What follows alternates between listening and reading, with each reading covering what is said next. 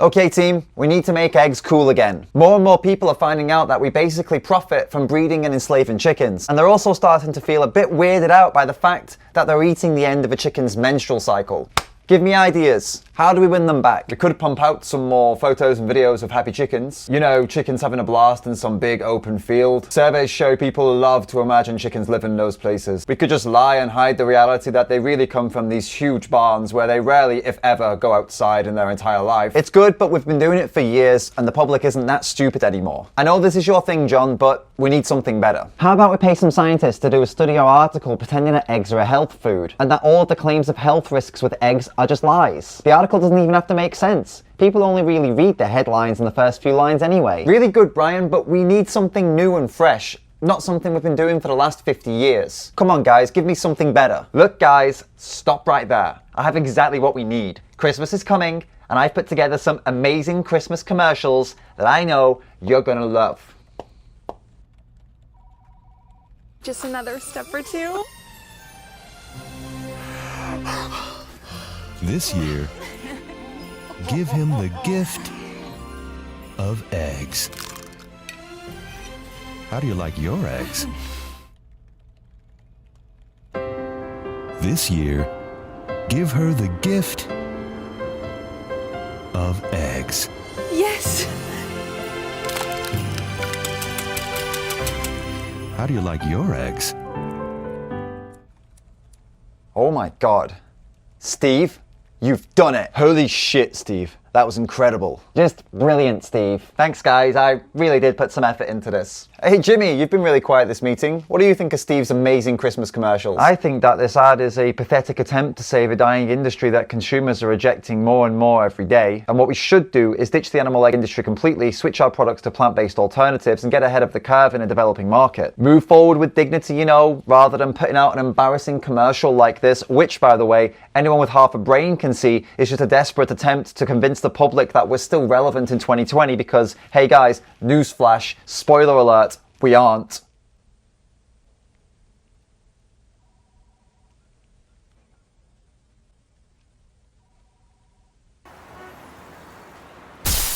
I'm David Rams, welcome back to another 5 Minute Friday. I'm not sure why I'm calling them 5 Minute Fridays anymore because they're never 5 minutes. Every Friday I go through some of the week's most interesting and important and sometimes ridiculous news related to veganism, and we're kicking off this week with the absolute joke that is the American Egg Board, otherwise known as Incredible Eggs. Yes, those commercials are 100% real and made by the American Egg Board, which is an organization set up to support America's egg farmers and increased demand for eggs and egg products. And they launched these absolute cringe commercials in what has to be one of the most desperate attempts to get sales I've ever seen. The point of the campaign is apparently to remind us all that something homemade is sometimes the best gift and a great way to make meaningful new memories, celebrate traditions, and bond over incredible food, as stated by Emily Metz, the president and CEO of the American Egg Board. Oh, really cute. But when we take a look at the reality of eggs, it reminds us all that anything that comes at the expense of violence to defenseless animals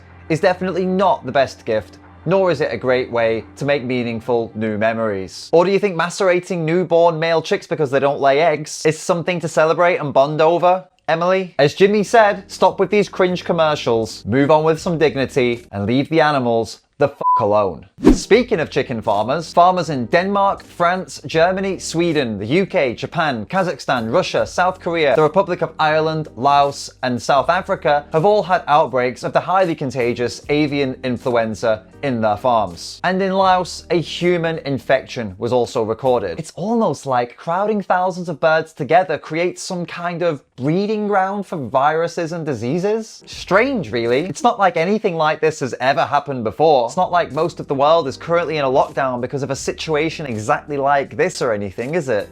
Come on, how many more reasons do you need to stop fucking with the animals? Go vegan already. Do you remember Hannah Thompson-Weeman? I featured her in one of my previous videos where she was chatting shit and whining about animal rights activists in a video interview. Animal rights activist groups have been very aggressively targeting restaurant, retail, and food service brands. It's really not about animal welfare for them. It's a long-term incremental change strategy. So unfortunately, there's no room for common ground with groups that don't believe that animal agriculture should exist. Well, because she's back and she's whining about animal rights activists once again. She's been undercover in the dark and dangerous world of animal rights, uncovering some of the horrible things that these activists have been saying. Let's take a look at some of these terrifying quotes that she gathered from her investigations into the animal rights groups. Our second strategy to add in combating factory farming is to promote healthy eating with plant-based foods. We do this by bringing locally specialized vegan chefs to major institutions, such as restaurant chains, universities, and hospitals,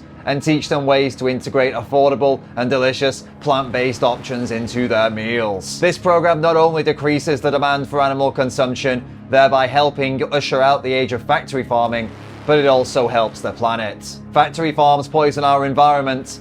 Factory farms also create serious risks to public health. We aim to eliminate extreme confinement methods and promote plant-based solutions. Oh my God. How terrible. How can they say these things? The horror. It might upset you, Hannah, but it's the truth. If you can't handle the fact that you work for a violent, oppressive, destructive industry, maybe it's time to reevaluate and make some better life choices. Maybe it's time to get another job.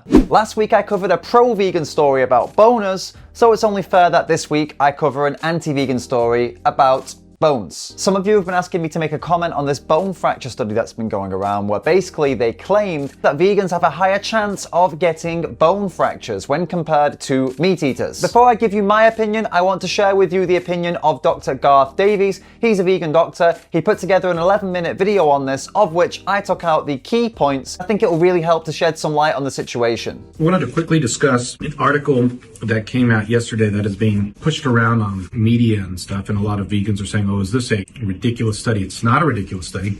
Legitimate study done by the EPIC Oxford database by some really top researchers in the field of nutritional science. This is not a biased study. This is not supported by meat and dairy. This database started accruing in the 90s. The vegans that they're looking at now were vegan before veganism was cool. These are not the vegan influencers you see with six-pack abs and athletes, all right? They were doing veganism before there were a lot of vegan supplements. They were before we even knew there were supplements. Is what these investigators are saying is we've controlled for weight, we've controlled for protein, we've controlled for calcium. If we take a meat eater, but they are the same weight and they're eating the same calcium and they're eating the same protein as a plant-based eater, why does the plant-based eater still have a higher risk of fracture? And the answer there may be the K2. Now, typical plant-based vitamins for vegans are supplemented with K2.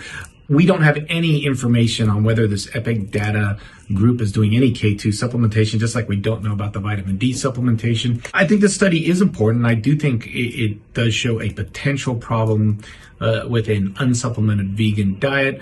But again, there's a lot of problems with the study. We don't know if these people were still vegan. We don't know their vitamin D. We don't know their K2. So there are some probably inaccuracies. In general, the EPIC vegans have done a lot worse than vegans in other studies, such as the Adventist Health. So you have to take that all with a grain of salt. The study is in no way a knife through the heart. So it was a study where they were looking at people from the 90s. They don't know whether these people were still vegan or not at the time that they had these fractures. And they were also missing some very important information on the intake of some of the vitamins that could have been causing these problems. You can watch Garth's full video on this on his Instagram. The link is in the description. So as usual, the media is throwing out these sensationalist headlines, acting like all vegans are at risk of breaking their f***ing hips. But as usual, it's not that black and white. The takeaway message: just look after yourselves, guys. Eat properly, supplement anything you're struggling to get through food, exercise regularly, and don't abuse animals. Join me for this Sunday's live stream where we'll jump into these topics in much more detail and get into way more topics that I didn't have time for today. It's going to be fun. Don't miss it. And if you're in the market for some cool Christmas presents right now, my store is live. It's davidrams.com. You can pick up some cool t-shirts like this one, and I've just added some new designs in new colors, so go and check it out. Thanks so much for watching.